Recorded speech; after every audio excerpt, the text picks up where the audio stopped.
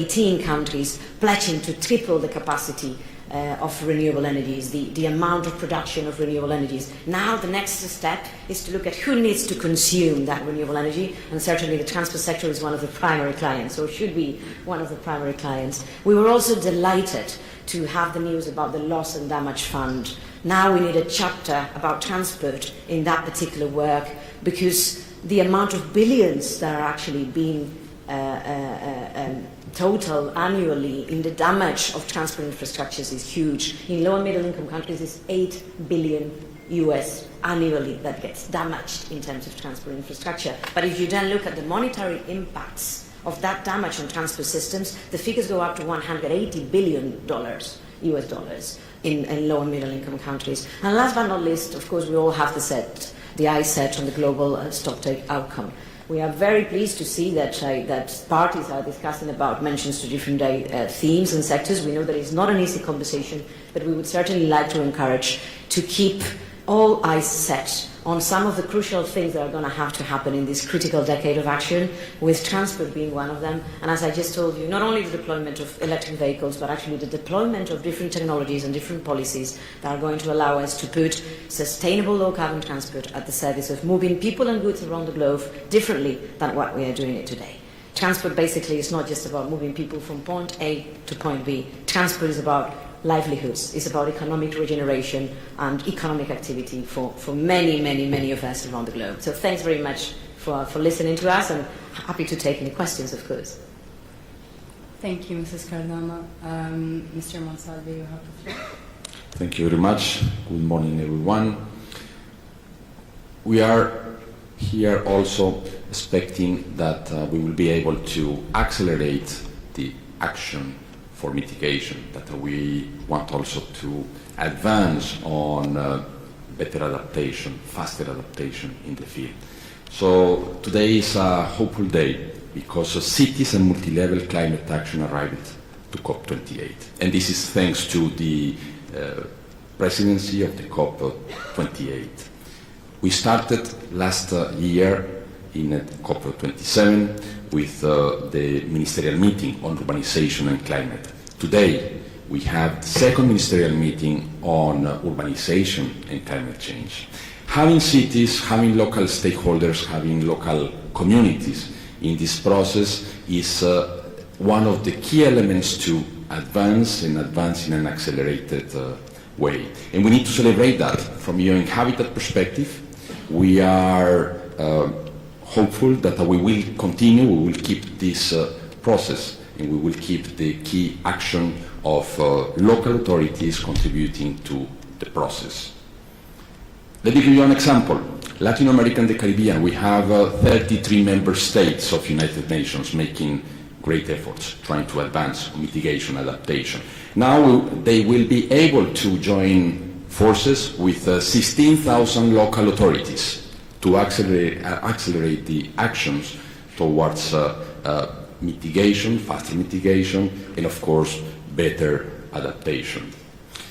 The fact that member states are announcing that the NDCs are from now on going to integrate systematically the local actions, the local stakeholders, what cities are doing, is also a matter of extreme importance for us, seeing the process from the bottom up.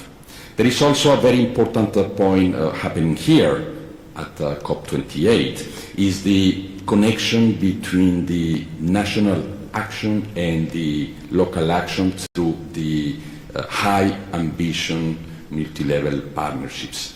This is a game changer in the process, and we expect from the international organizations, from local action, that this is going to be transformative.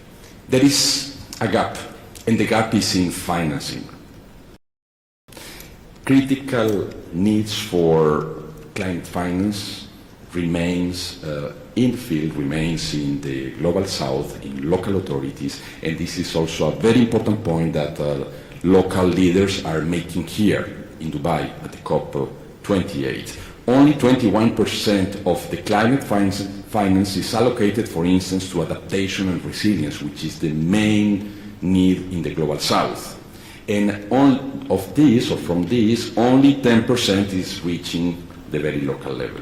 So we also recognize that there is challenges, but that there is also efforts to be made in the process of getting future effective action and implementation at the subnational level. Moving forward, COP29, COP30 are expected to continue this extremely important effort towards facilitating the integration of the local perspective.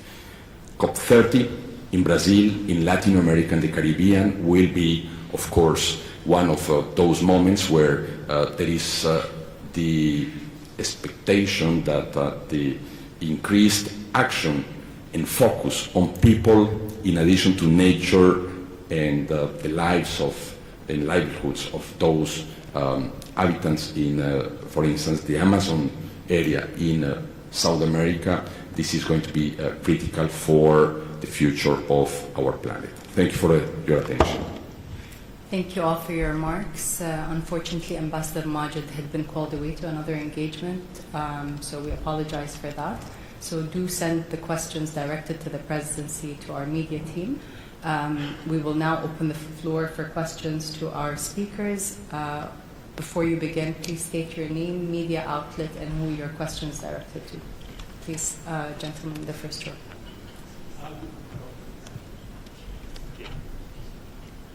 Hi, Mr. Sear. John Gambrell from the Associated Press. The Wall Street Journal reported this morning that Russian President Vladimir Putin would be attending here today. Do you have any information about that? And separately, more broadly, if someone who is wanted by the ICC turns up at a climate talk with armed UN police, would those police be obligated to make an arrest? Thank you. Yeah, thanks for your question. I'm not aware that Mr. Putin will come to the conference. But I would also need to check with the host country, with the Ministry of Foreign Affairs, but we have not been informed. On the second question, I would need to get back to you. Thanks. Thank you. Next question. Any other questions? Please, gentlemen in the first row.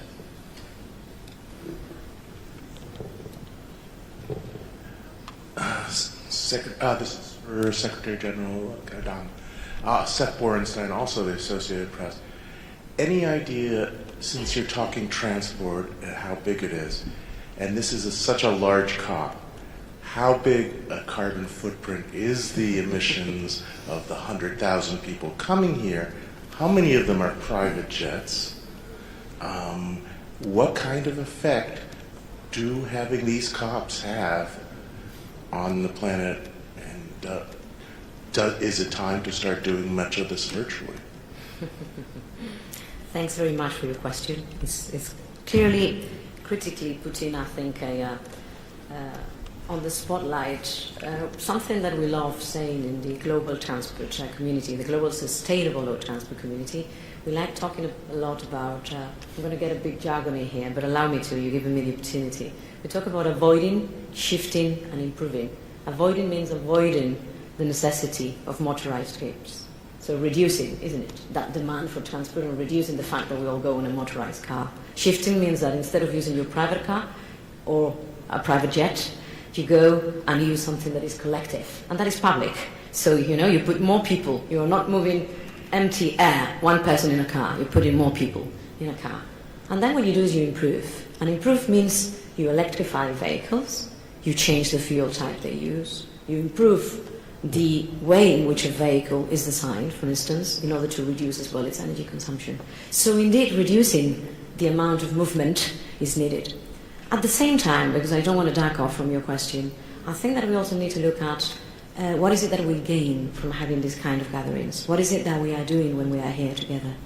To what point are we putting the spotlight at least once a year on what we actually need to be doing, and what it allows us to do, for instance, as NGOs, in terms of putting a bit of pressure on accountability in these kind of processes, and making connections, and also bringing to these conferences not just the usual suspects that go in the conference and circuit, but also wonderful examples from the Global South and from low and middle income countries around the globe. So I think that, like in any big conferences, there's pros and cons. I cannot give you the figure of the footprint, I would love to know it myself, personally, of course, but I think that we probably need to put things into perspective. And I don't think there is a COP once a year the responsible source for the fifth of CO2 emissions that transport represents globally. What it is responsible for those emissions is the fact that on a daily basis, around the globe, people cannot go into public transport.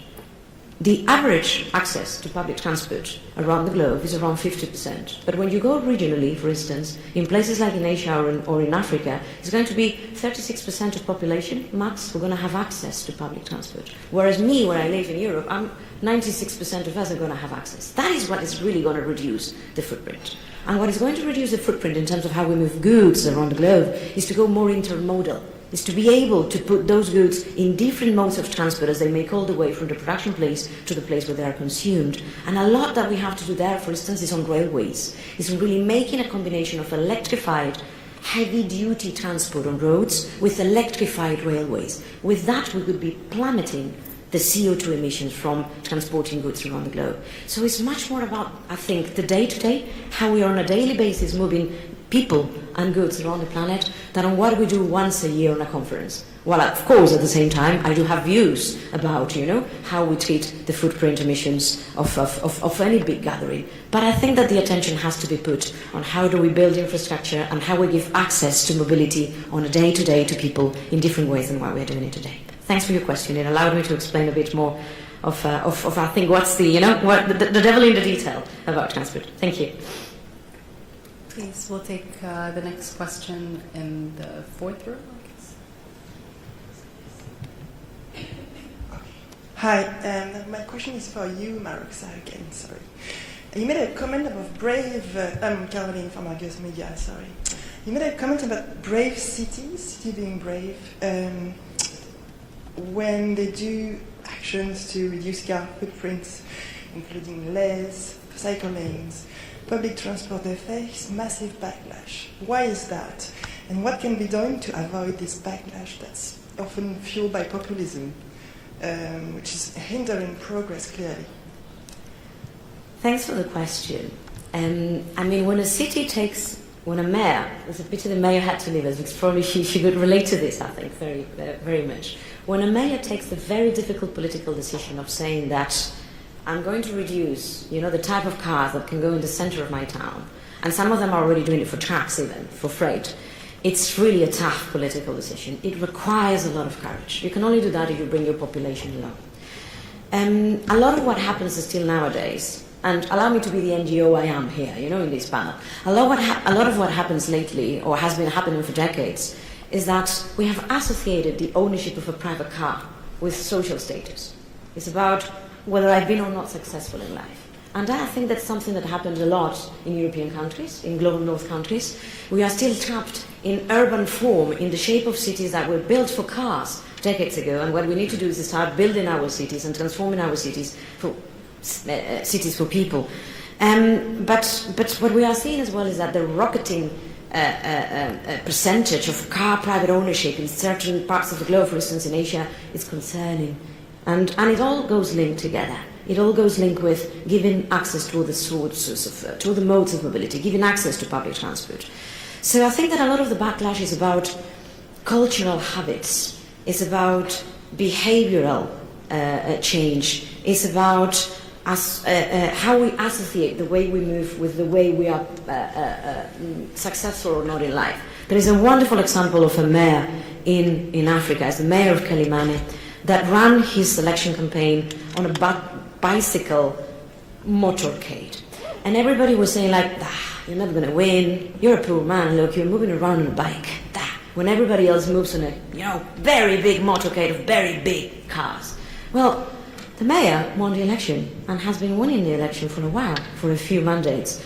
And actually, he made it on the press because he was followed by a motorcade of bicycles, thousands of bicycles, around the city. And he has actually changed the way his city moves today. So I think it's very much about that.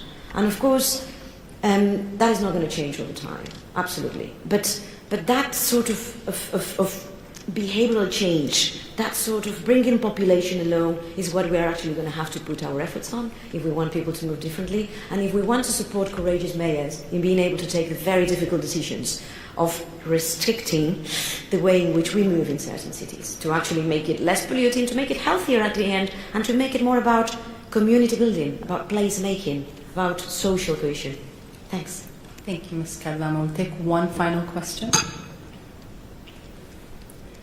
So if there are no questions, we will conclude today's press conference. I'd like to express my gratitude to our speakers for attending and for all of you here with us today, and look forward to seeing you again on Friday at 9:30 a.m. Once again, thank you very much and have a great day. Just I have one quick announcement. No, sorry. Sure, Alex. No, just to tell you that Executive Secretary Simon Steele will do a statement around 1 o'clock today for the media. It will most likely happen outside Plenary 1 in the foyer at this position. Oh, I think we will summarize the first week and give you an idea where we are and where we go or need to go. Thank you. Thank you, Alex.